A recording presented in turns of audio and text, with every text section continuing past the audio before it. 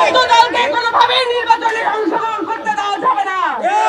পরিষ্কার করে বলে দিতে চাই, বাংলাদেশে আওয়ামী লীগ এবং জাতীয় পার্টি এবং 14 দল যারা ফ্যাসিজমের সাথে কমপ্লায়েন্স ছিল, তাদের কোনো জায়গা হবে না এই বাংলাদেশে।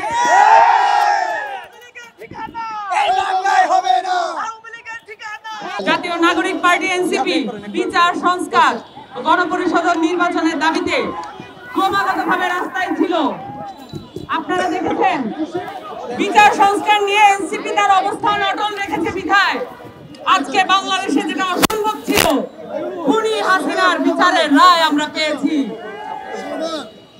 আমাদের চোখের সামনে আমরা দেখেছি আমাদের কত বোনের লাশ পড়েছে, কত ভাইয়ের লাশ পড়েছে, কত ভাই বোনকে গুম করা হয়েছে। এগুলোর বিচার আমাদেরকে আদায় করতেই হবে।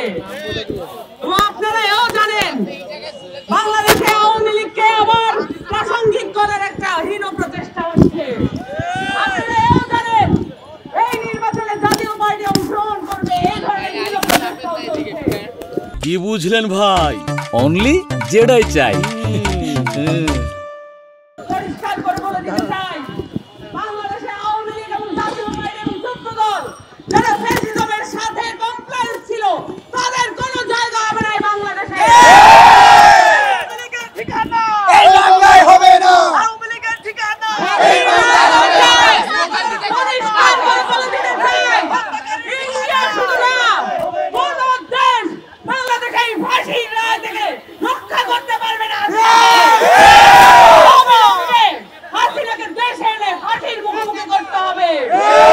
কোন দলকে কোনোভাবেই নির্বাচনে অংশগ্রহণ করতে দেওয়া যাবে না। সুষ্ঠু নির্বাচনে বাধাগ্রস্ত করার জন্য নির্বাচন কমিশনকে কোনোভাবে পরিচালিত করা যাবে না।